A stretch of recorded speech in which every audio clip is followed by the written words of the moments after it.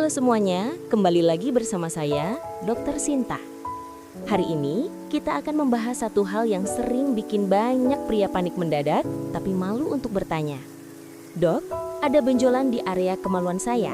Ini bahaya atau tidak?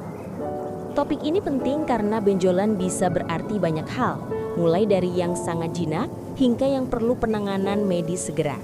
Dan salah satu kesalahan paling umum adalah mendiagnosis diri sendiri atau mengabaikannya karena malu. Hari ini saya akan jelaskan secara lengkap jenis-jenis benjolan, penyebabnya, ciri mana yang aman dan mana yang berbahaya, kapan harus periksa, dan bagaimana cara pencegahannya. Semua akan kita bahas dengan bahasa santai, mudah dimengerti, tetapi tetap berdasarkan medis. Segmen pertama, kenapa benjolan bisa muncul? Benjolan di area pria sebenarnya bukan hal langka. Banyak pria mengalami ini setidaknya sekali dalam hidupnya. Secara medis, benjolan dapat berasal dari 1. Kulit 2. Folikel rambut 3. Pembuluh darah 4. Kelenjar minyak 6. Infeksi 7. Reaksi alergi atau iritasi. Jadi, tidak semua berarti penyakit berbahaya. Segmen kedua, benjolan jinak yang paling sering ditemui. 1. Folikulitis, radang akar rambut. Sering muncul sebagai benjolan merah kecil. Nyeri jika ditekan. Kadang berisi nanah kecil. Sering muncul setelah mencukur. Umumnya tidak berbahaya dan sembuh sendiri. 2. Kista sebaceus atau kista lemak. Ciri: bulat, elastis, tidak nyeri, bisa pindah-pindah sedikit saat ditekan. Ini jinak dan hampir selalu tidak berbahaya. 3. Pearly pendile papules. Ini bukan benjolan penyakit, tetapi benjolan kecil putih, tersusun rapi mengelilingi kepala kelamin. Tidak menular, normal secara anatomi. Banyak pria panik padahal ini normal. 4. Fordyce spots. Ciri: titik putih kekuningan. Tidak nyeri, tidak menular, normal pada kulit yang berminyak. Tidak perlu diobati. Segmen ketiga, benjolan yang perlu diwaspadai. Sekarang bagian yang lebih serius. 1. Infeksi menular seksual. Contohnya, herpes, benjolan berisi cairan, nyeri seperti perih berbakar. Kutil kelamin, HPV, benjolan seperti jengger ayam. Sifilis, luka yang tidak nyeri. Tanda-tandanya, benjolan berair, gatal hebat, luka terbuka, nyeri saat buang air kecil, ada cairan atau darah. Jika ada ciri ini, maka harus periksa. 2. Warikokel. Benjolan seperti sekantong cacing di testis, sering muncul saat berdiri.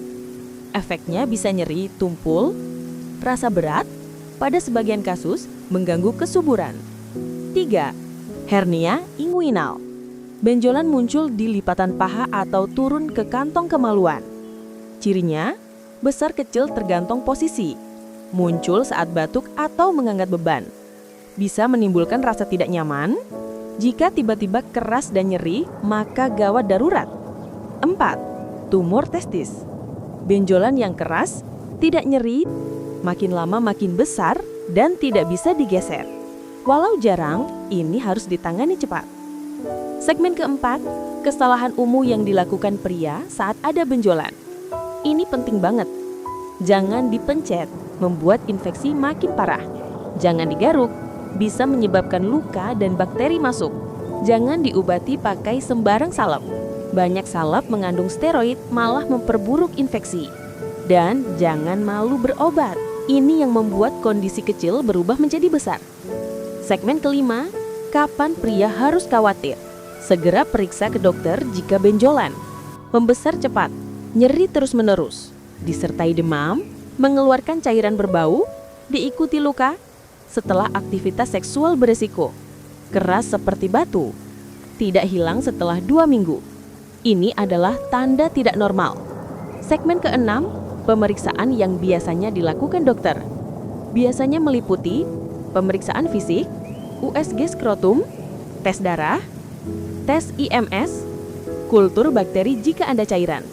Semua prosedur aman, cepat, dan tidak menyakitkan. Segmen ketujuh, cara mengatasi benjolan berdasarkan penyebabnya. A. Jika folikulitis, kompres hangat, jangan mencukur dulu, jaga kebersihan. B. Jika kista, biarkan. Jika besar, bisa diangkat kecil oleh dokter. C. Jika infeksi, harus pakai obat dari dokter. Tidak boleh menunda. D. Jika hernia, hanya bisa diperbaiki dengan operasi. E. Jika curiga tumor, semakin cepat semakin baik. Segmen ke-18, cara mencegah benjolan muncul. Tipsnya, cukur dengan teknik yang benar, gunakan sabun yang tidak mengiritasi, hindari celana terlalu ketat, ganti pakaian dalam tiap hari, hindari seks beresiko, jangan memakai produk sembarangan di area sensitif. Segmen 19, mitos seputar benjolan pada organ pria. X. Benjolan pasti karena hubungan seksual. Tidak selalu. X. Kalau tidak nyeri, berarti aman. Tumor justru sering tidak nyeri. X. Diobati pakai minyak-minyak tertentu pasti sembuh. Sebagian justru memperburuk iritasi. Segmen ke-21, penjelasan detil tentang benjolan berdasarkan lokasi. 1. Benjolan di batang alat kelamin. Biasanya terkait folikulitis, kista kelenjar minyak, pearly papules di dekat kepala.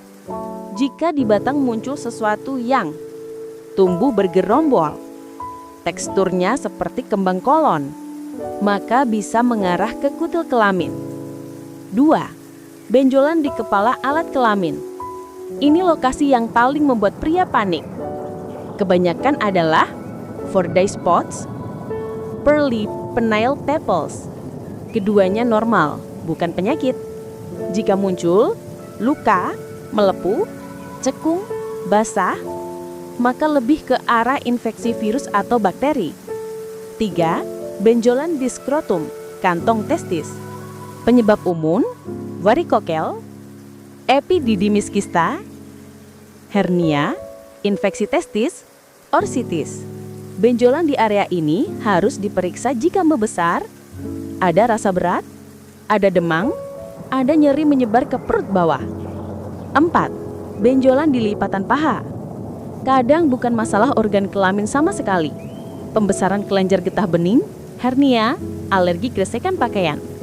Kelenjar getah bening membesar bisa berarti tubuh sedang melawan sesuatu. Segmen ke-12, analisis risiko berdasarkan usia. Usia 15-25 tahun. Umumnya benjolan disebabkan folikulitis, infeksi jamur, IMS karena perilaku seksual berisiko, varikokel. Usia 25-40 tahun. Resiko meningkat pada hernia, infeksi berulang, kista sebaceus yang lebih besar.